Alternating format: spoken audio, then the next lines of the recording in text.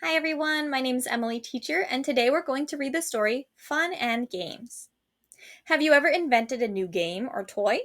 Lots of people have, and most of them would tell you that it's not all fun and games. In fact, inventing and producing games is a very serious business. So we're talking about games, right? But it may not be as easy as we think to make our own game and to sell it. So let's read what we would have to do. Many of those who have tried to interest a company in their inventions have a common gripe or a common complaint. Most companies will not consider an idea from someone unknown to them. Companies prefer to deal with only established inventors with whom they have developed a long-term relationship. These veteran inventors have a knack for thinking up ideas, lots of them, for new toys and games. Just as important, they are willing to spend the time to develop their ideas.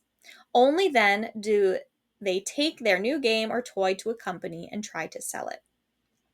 So the first problem is that if you're new to inventing games and ideas, most companies won't listen to you.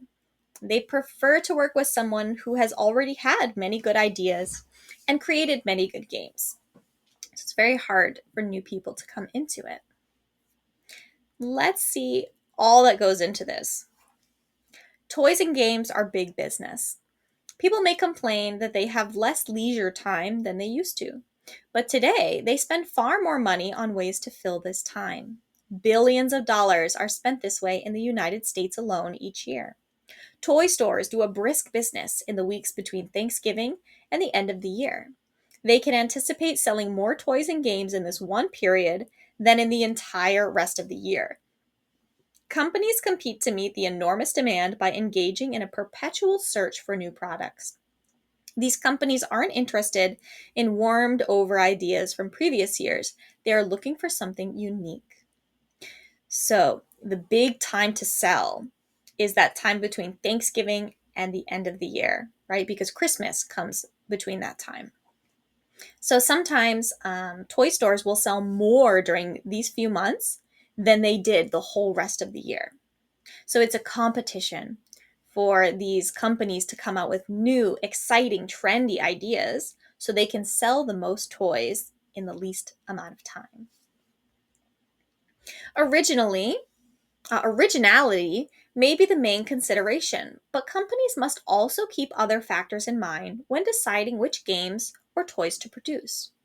First, the cost of producing a new product is very important. The less complicated the toy or game, the cheaper it will be to make. Companies also take into account the age of the children for whom the toy or game is intended. If it is easy to understand, then younger children will be able to play it. The result is an increase in the number of likely buyers. Finally, the larger companies with big advertising budgets must ask whether they can make an effective television commercial for the new product.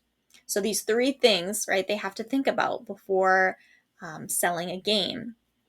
One is it cheap to produce, right? Can I make it for a little amount of money so I can spend it for more, right?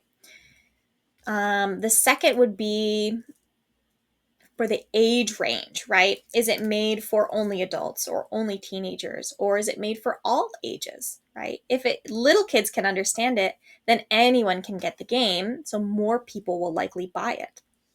And then finally, if there is a large company, they have a lot of money, so they can advertise on TV. Right? So they must ask, can they make a good commercial for this game to sell it through the TV? Producing a new toy or game is risky, but the rewards can be great.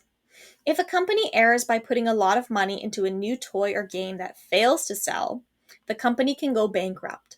If it is successful, on the other hand, everyone is ecstatic. Even success is not without risks. Should a game or toy catch on, the maker may not be in a position to meet the sudden demand. By the time the factory is able to turn out the items, the fad may have died down. Then the company is left with tens of thousands of items it cannot sell. So even if it's popular, it can be risky, right? If we have a popular game or toy, maybe it becomes trendy and it's a fad, right? So everybody wants it, But if there's not enough, the company will work hard to make more and more and more, but then maybe the trend stopped. So they can't sell all those extra things that they made. So they have to be very careful with knowing what and how to sell.